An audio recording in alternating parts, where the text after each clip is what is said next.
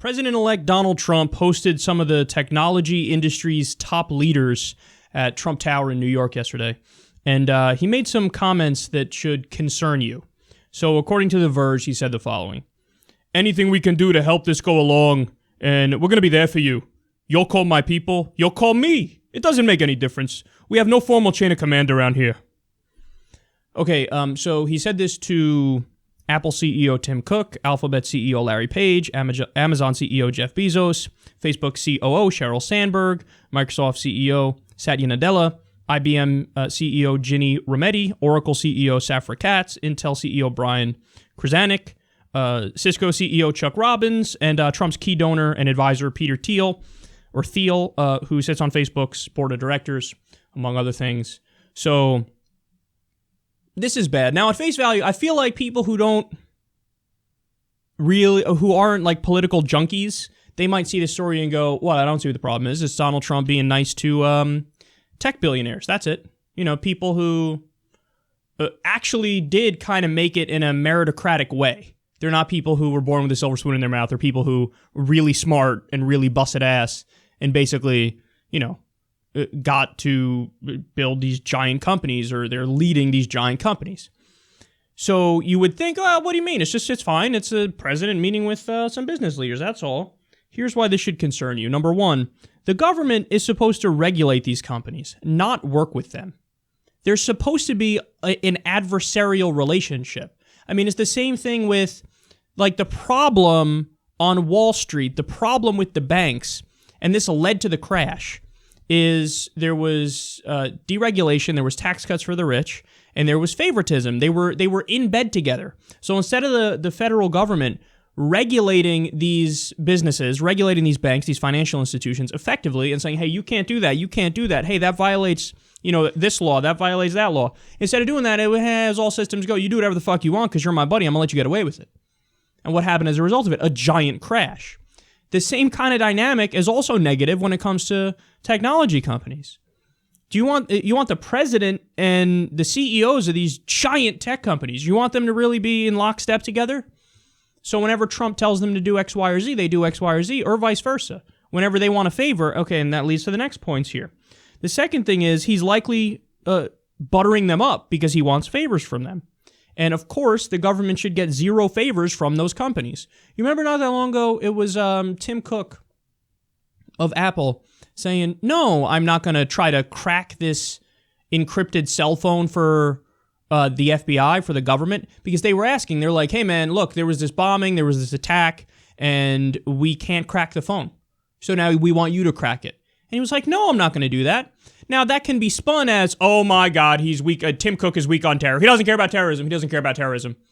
No, but the problem was, Apple would have had to develop new technology that can crack encryption, and therefore encryption is rendered totally meaningless for everybody who's ever encrypted anything.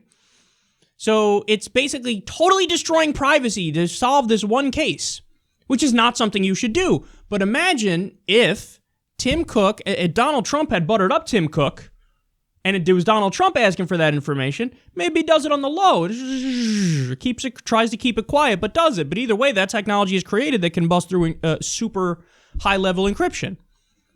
So you don't want them. He's buttering them up for favors. And again, the government should get zero favors from those companies. And then the third thing is, guys, every single one of those CEOs wants unlimited outsourcing. So if him and Trump get close, they're moving down that path. They're going in that direction. I mean, you could say, hey, Trump with the carrier deal, he proves that that's not what he wanted, but that's not necessarily true because, first of all, they claimed, it was over 1,000 jobs they saved. Then it became 800. Now it's 700. Now it's 700, plus he's going to deregulate the fuck out of them, and plus he's going to give them $7 million in tax money, a giant corporate welfare check. So the way he went about keeping the jobs here, not that good. But furthermore, the idea that he's principled in his stance against outsourcing is not true. He's outsourced his own jobs. He's outsourced his own jobs to Mexico, to Turkey, to China. So It's nonsense. He's fine with it. He's fine with it under certain circumstances. Hey, is it me? Hey, is it my buddies? Maybe that's fine. Well, now if he becomes buddies with the tech companies, all the talk about, hey, we're going to keep jobs here. These guys want unlimited outsourcing, and they're smart, and they can manipulate Trump and talk to Trump and get favors from Trump and make him believe that it's 100% the right thing to ship all the jobs out of the U.S. The remaining ones we actually have that are in the U.S., which isn't many. But they want unlimited outsourcing, they might get it. And then the fourth thing is, they want to keep fucking tax dodging, man. Some of these guys are the worst offenders. And by the way, I like a lot of these companies, don't get me wrong. I love Apple, I fucking love Amazon. And I know I'm a dick for loving those companies because they have some the Apple with those fucking... with the factory, I think it's called the Foxconn factory in China, where people were basically committing suicide and jumping off the roof, so they put nets up to stop them from doing it because they make them work long hours, and it's just gross. And Apple's one of the worst offenders of tax dodging, so I get it. Like, they're companies. They're amoral, they're unscrupulous, and it's been proven in the record. I'm just saying I actually like their products, which makes me feel kind of bad, but I do like their products. But what they want is to keep using tax havens, keep doing tax avoidance, tax dodging, and get away with it. Now, again, notice, when you don't pay your taxes, it's called tax avoidance, and you go to jail. When a giant, mega multinational corporation doesn't pay their taxes, it's called using a tax haven. And it's totally fine. Hey, I got a team of lawyers that figured out the way to do it where you can't nail me on it. So now I'm allowed to do it, even though if you do it, you're going to jail. They do it, it's par for the course, baby. What do you want? Yeah, I dodge my taxes. That's what we do. So these guys, billions upon billions, if not trillions of dollars, when all these companies combined, all the money they're stashing overseas. So what do these people want? What do these CEOs want? They want a deal on that money. Now, we went after Hillary Clinton not that long ago because Bill Clinton had said something about this on CNBC, and Hillary Clinton had also alluded to this kind of stuff. The idea that they want to do, okay, let's bring that money back into the U.S., all the corporate money that's stashed overseas, bring it back into the U.S., we'll give them a deal on it. So maybe they pay 5% in taxes, maybe they pay 10% in taxes, whatever it is. In fact, I think the number they were floating was like 8 or 10%. Whatever, that's neither here nor there. But the idea was a certain percentage of that money will go towards an infrastructure bank. So we cut a deal where the liberals and the progressives, you appease them by saying, here's money for our infrastructure projects, and the rest of the money, they get to keep.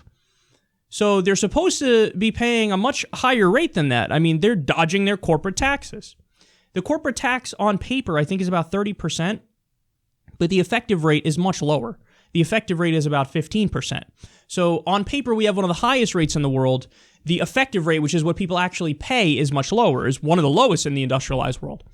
So they want to give them even less than the already low rate that they pay, and then take only a certain percentage of that money, certain chunk, and put it towards infrastructure. I went after Hillary Clinton and Bill Clinton for saying that that's what they were going to do, and that's what they plan to do.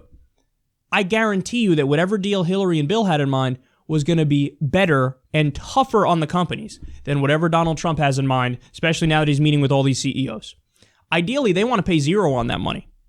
That's ideal what they want to do. They might end up paying 10%. They might end up paying 5%. He ain't going to be tough on them. The way you handle that is you tell them, oh, you're going to keep that money overseas? That's nice. We now fine companies that do that. So if you don't bring the money back in, you're actually going to pay even more because I'm going to fine you. Whatever the rate is that you're supposed to pay plus 5%. Then they go, okay, I'll bring it in. And then they pay the normal rate. They're not going to do that. They're going to cut a deal with them, sweetheart deal, make them pay a super low rate. And it's because they're in a room and they're all fucking circle jerking here. Oh, if you need me, call me. Direct line, no chain of command. Oh, thank you for doing this favor for me. Now, can I get a favor from you? You have everybody's personal information, right? Let me get this and this and this and this. An authoritarian is getting in bed with the most successful technology corporations. That can go wrong in so many ways, it's hard to wrap your mind around it.